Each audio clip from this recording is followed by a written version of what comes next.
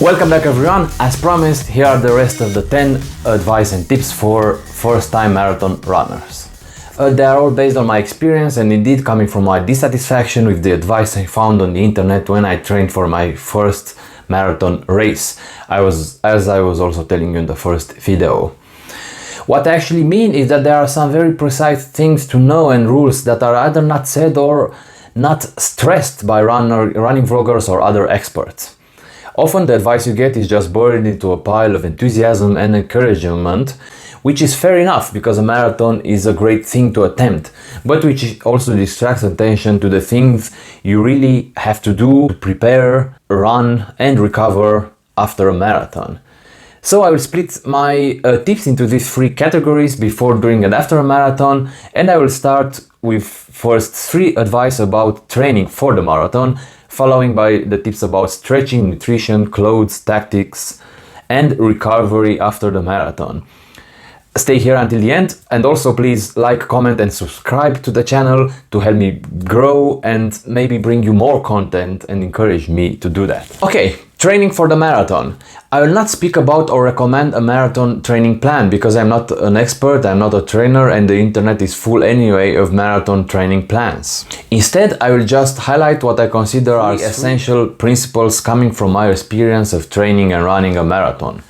So, at least after this video, you will not do my mistakes, that by the way I described it in my previous video, make sure to check that out if you didn't. At least you will do your new original mistakes and hopefully as less of them as possible. So, tip number 2. Do at least 2 very long runs between 30 to 35 kilometers. This is 19 to 21 miles. The idea behind is not to damage your body by running a trial full marathon, because the huge distance will take a toll on the recovery and the recovery takes a lot of time. But instead to get your body as accustomed as possible to running so many hours and for such a long distance. In fact, if you run, let's say 33 kilometers at a very slow pace, you'll end up running almost as much time as a marathon and adjust a bit your body with the shock that represents the effort to really run a marathon. You really must do these long runs and do them slow. I skipped them and it was not good. I told you my longest distance before the marathon was a half marathon, actually 22 kilometers, and because of this my body was totally unprepared for a full marathon. For the future I will do at least 2 runs of over 30 kilometers, maybe 1 run of 35 kilometers and one of 32. Oh, and important, these 2 very long runs are part of regularly weekly long runs, which must generally be over 15 kilometers and at least about 2 of over 20 kilometers. These long runs are the bread and butter, the most important part of a marathon training plan. No matter if you decide to train on zone 2, this is running at a very low intensity for a long period, or focus also on speed sessions, these long runs are really the most important thing. It is also important to remember, no matter how fit you feel you are, how easy it is for you to run a half marathon, or how fast you are over 10 to 20 kilometers, running 42 kilometers is a whole different kettle of fish, another story. You will experience pain that never occurred before. Your body will give you signs that it never gave before. For example, I could not eat or drink from kilometer 30 onwards. My muscle legs hurt like hell, especially the upper muscles. I think they are called the hamstrings and the adductors. So do prepare yourself for the pain, train your body to manage it by running at least 2 long runs of over 30 kilometers. And another quick thing that relates to the long runs, and this could easily have gone into an advice on its own. Training for a marathon takes a lot of time, and especially these long runs. Actually, this was the issue for me because during the summer month I was away on holidays, I met friends, relatives, and did not have so much time to prepare as I wanted to. If you run for at least 3 times per week for several months, have even weeks where you run 4 times, this basically means almost all your free time will be dedicated to running. You will gradually increase your distance, and most marathon training plans suggest 2 to 3 months of running, about 50 kilometers or more per week. 50 kilometers per week, it's a bit of time to spend on running. If you are a beginner like I am and have a rhythm of about 6 minutes per kilometer, let's say, this is at least 5 hours spent only on running plus the preparation before and after it. But believe me, this is the good news. It is totally worth it. It is great. For me, it was one of the best things I started to do in my life. Running changed the way I feel, changed my body, and also helped me relax in a way I didn't knew it was possible before. By the way, let me know in the comments if you want to know more about why I run, why I like running, how do I motivate myself to go out there and just run. The second advice is not to neglect interval and tempo runs like I actually did. They build up strength and you will need as much strength as possible to run 42 kilometers. I was actually fine aerobically, but I was not fine regarding my muscle strength. My legs hurt a lot even if I did some trail running, some hiking, biking, things that actually train your muscles. But it was not enough and it was not training specific for the marathon. So make sure to have at least one weekly speed session, interval session or fartlek.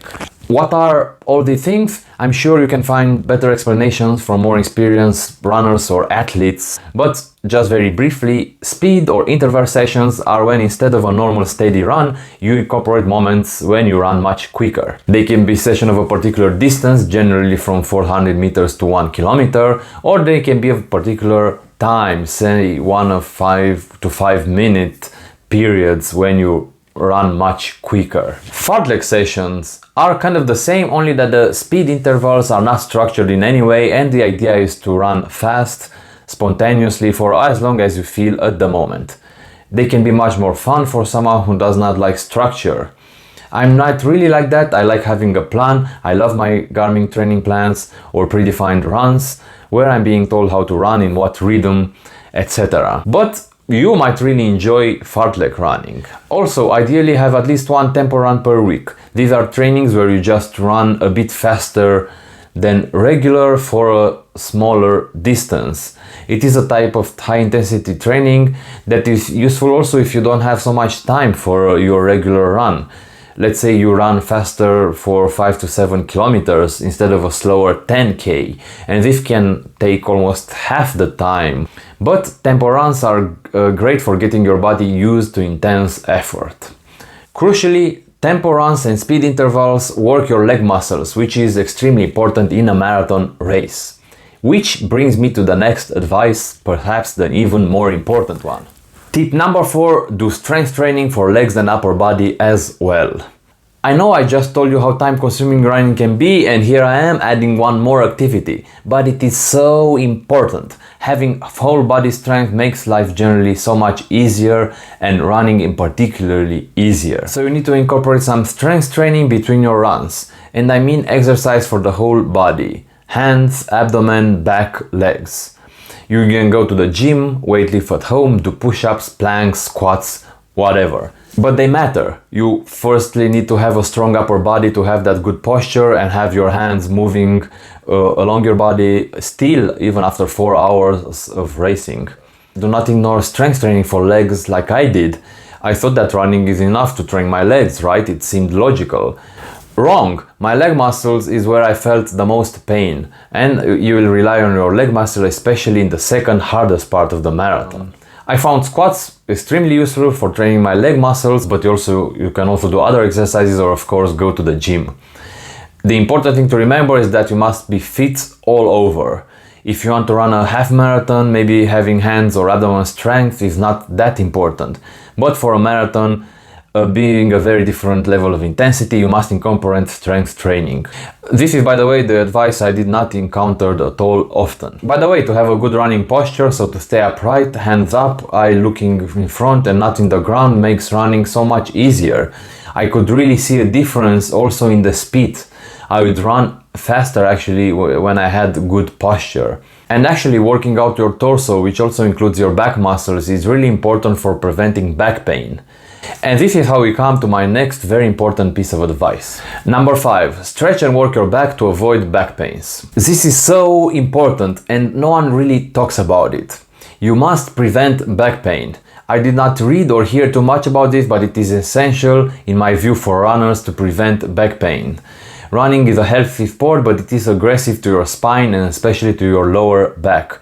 This is also coupled with the fact that we do sit a lot every day, and this by itself creates pain, back and lower back pain to so many people. There are many studies showing that back pain is the #1 medical problem to humans in the world right now. And if you are a runner, then you definitely do not need back pain. So what to do? Take care of your back by doing two types of exercises: strength training, which I spoke in my previous advice, and stretching.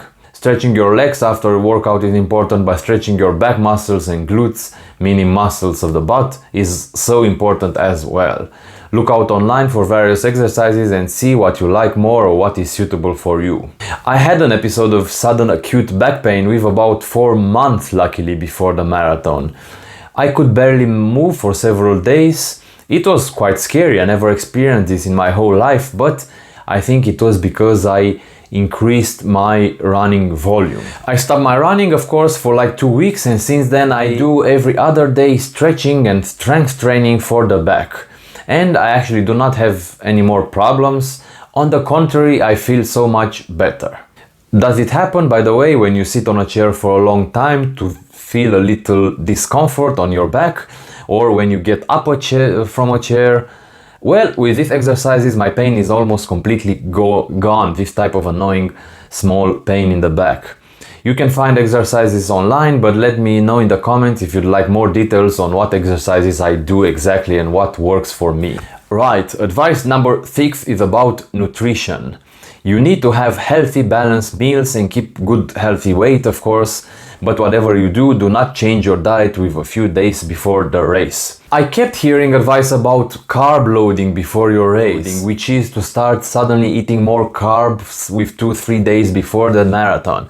This might be healthy, but certainly it's not healthy to change your diet with 2-3 days before the race. Do you ever have bagels with jam or peanut butter? You do not know what bagels are? Neither did I. But English-speaking marathon runners keep mentioning it in their nutrition plans. So if you don't know what a bagel is, do not eat it before a marathon. Especially because a bagel is actually a sweet round bread consisting of sugar and flour that, in my opinion, is just not very good. Another common advice is to have a pasta meal the evening before a marathon. But, for example, I do not kinda like pasta so much. It is worth eating something you do not like the evening before your big event? I think not. It also might disturb your stomach and it might make you less enthusiastic about the race, which is mentally not the thing you want. Anyway, the point is to maintain your diet and indeed have a morning breakfast, but with the things you are used to. You are not used to eating lots of carbs, for example. Then it is perhaps best to go easy on the carb loading. Maybe it is a real good advice for advanced marathon runners, those who aim for a 3-hour marathon. But for me personally, it did not really work. I tried to eat more rice, more pasta, potatoes, and because I try to generally follow a carb load diet, these additions before the race just stressed my stomach, and during the race actually my stomach did not feel very comfortable at all. I will not say not to eat carbs, it's very important, you will read about them, especially when you do your long runs. You need to have your carbs because you'll consume a lot of calorie, but maybe focus on rather having a healthy stomach that can absorb and digest things given on race day and not follow a pre-prescribed recipe. Speaking about race day, and this is my second advice about nutrition, you must practice what you will eat on the race day, especially with regards to energy gels. I consider myself a person with a strong stomach. I never have stomach pains, I can eat all the foods, I can eat spicy, I like almost everything. But during a marathon your body changes and your stomach becomes way more sensitive. So did mine. My body could not handle not only the gels and fruits I gave, but also the constant hydration. I was rather used to not drink at all or drink only maybe once during a 20-kilometer run. Whereas in a marathon, I drank at every water break, so every 5 kilometers. So you need to practice your nutrition during your long runs. Practice drinking while running, practice taking gels during long runs, and also eating fruits during the long runs, such as banana, apples, oranges. These are the fruits to be found at hydration points during races. I will also maybe eat and take the gels earlier in the race in the first 2 hours when my body can still handle well everything you gave it. You do not like gels? It's okay, I'm also not a fan of them. Plus they are relatively expensive. If this is the case, make another nutrition plan. Maybe do some homemade energy balls or count more on the fruits available. Anyway, the point is that you need some sort of fast absorbing carbs during the race. It will help a lot, and for this you need a nutrition plan for before and during a race, a plan that you need to practice. Please let me know if you wanna hear some ideas about homemade energy food. And we have reached advice number 8, which is about clothes and shoes to wear on the marathon race. And here I really want to say only one thing: do not innovate, do not bring anything new. Go with what you already have tested over a long time period and you are 100%, you feel good in, and it works for you. 1 month before my marathon, I actually brought a new pair of running shoes. And they were not quite as comfortable as I expected. They pressed a bit on one side. So I ended up running in my old shoes, which had over 1000 kilometers of running in them. They were a bit teared on one side, the sole was very worn out, but they were actually great. They were perfect. I felt the least amount of pain in my feet, and I could even continue wearing my shoes after the race. Same thing happened to my t-shirt. I bought a new running t-shirt 2 weeks before the marathon, and when I took it to a 10K run, it seemed a bit too tight. And I ended up running in my old favorite running t-shirt, which was absolutely great. No rubbing at all, the sweat evaporated quickly, and so on. So stick with what you have and what you have tested over and over again. Do not buy anything new in the months leading up to the marathon. And I think the best thing to do is to invest in good running shoes, shorts and t-shirts with at least 3 months before the marathon. And of course training them to get really comfortable and realize if they work for you. Tip number 9, zones of chafing and blisters. Take extra care if you have zones of chafing or blisters, such as nipples, very common for men, or between your legs or at your toes. Have you run over 30 kilometers and did not notice any sore area, any zone where your clothes or skin rubbed you? Then you are among the lucky few, I guess. Otherwise, you need to apply some cream or patches. But take extra care during a marathon, as those everyday patches will likely fall off and maybe the amount of cream used for a half marathon, for example, will not be sufficient. I had some normal patches that actually fell off after about 15 kilometers because of the sweat mainly. And I also had some extra patches that every time I applied also came off. So next time I will use some special patches or some bands. Also do look for zinc oxide cream or glycerin or whatever cream-like product that is good for areas of chafing. I applied zinc oxide cream on my feet as well as between the legs, and I had no problem during the race.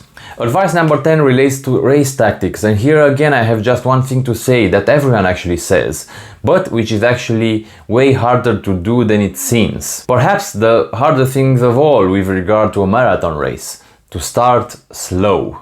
Even if you feel great and you feel you are way too slow and that you can do way better, start slow and keep going slow. Be patient until you're over 30 kilometers, and if you still feel great at that point, gradually increase your speed for the last 10 kilometers. I found it very hard to do this. As I told you, I felt absolutely great even after 25 kilometers of running. But this changed over just a few kilometers, and at about kilometer 30-32, the race turned upside down for me. From feeling great and rested, I quite suddenly felt really like shit. I guess the idea is not to trust your body. If you feel great and rested, this is usually because your body knows you will be finishing at around kilometer 30, as this is what it is used to. In my case, my body definitely knew I would finish running after about 22 kilometers, as this is the furthest I have ever ran previously. At about kilometer 25, I guess my body realized that the running has not finished and went something like, hey, wait a moment, weren't we supposed to finish? Okay, I'll give this guy just 2-3 kilometers and then I will gradually go into a full system shutdown mode. It maybe sounds funny, but believe me, everything except my brain wanted to stop. If you start slower than you think it is necessary, then the hard period will come later in the race or will not come at all. And you can even increase your pace in the last 10 kilometers. I was not patient at all for this, and I'm not sure I will be patient in the future, because honestly it was very motivating to see me running at such a great pace for the first 28-30 kilometers of that race. But an even greater motivation will be if you see you can increase your pace in the final kilometers and pass so many people. I had many runners passing me from behind in the last kilometers. Older runners who were definitely not so fit as I was. And this added a bit to my misery. But if you are the one finishing strong and passing so many people, that would be even more motivating. And most importantly, it will make for a great marathon experience. You will end up feeling happy and not spent. You should really see how much energy does Eliud Kipchoge, the greatest marathon runner of all times, has after finishes his races. It is truly amazing. I could not believe how after his world record in Berlin last year, he was still running to hug everyone and had a large smile on his face after 2 hours of basically sprinting. And the last advice relates to the recovery after the marathon. Two things I really want to say here. First one, that not so many people speak about again, expect the so-called post-marathon blues. It is perfectly normal feeling of maybe unhappiness because everything you have trained for such a long period is over. You sense a slightly lack of purpose in your days as you recover, and you need to fill in your time with something else, all of those hours that were previously dedicated to running. The post-marathon blues is definitely a real thing, and I think the most useful thing we runners can do is to embrace it as a normal thing. Find things to do that you previously did not have time to do, and wait those 1-2 weeks to start again what you and all of us like, which is of course running. And the second thing, it is extremely important, and everyone will say this: sleep and rest as much as you can after such a tremendous effort, which is the marathon race. Most recommend at least 1 week of pause, and in week 2 only light slow running, but only if you miss running extremely much. It is definitely okay to rest also in week 2. But you must definitely rest a period, especially because you will not sleep very well after the marathon and you will generally feel tired at least a few days afterwards. I got a good sleep only in the 3rd night, and my legs were hurting for about 4 days after the marathon. This is all I wanted to share based on my experience of running a marathon for the first time. Please let me know in the comments if you have any question, or on my social media pages. If I receive a lot of questions and interest from you, I might do a follow-up Q&A video plus other related videos for runners. Also, please let me know what you think about my advice and experience of running a marathon. I will be extremely happy to hear all opinions and debate them together with you. Please like and subscribe to this video, as this will encourage me to do other videos about running topics or other sports I do. Until then, I hope my experience and my tips will be useful for your preparation and running your first or your next marathon.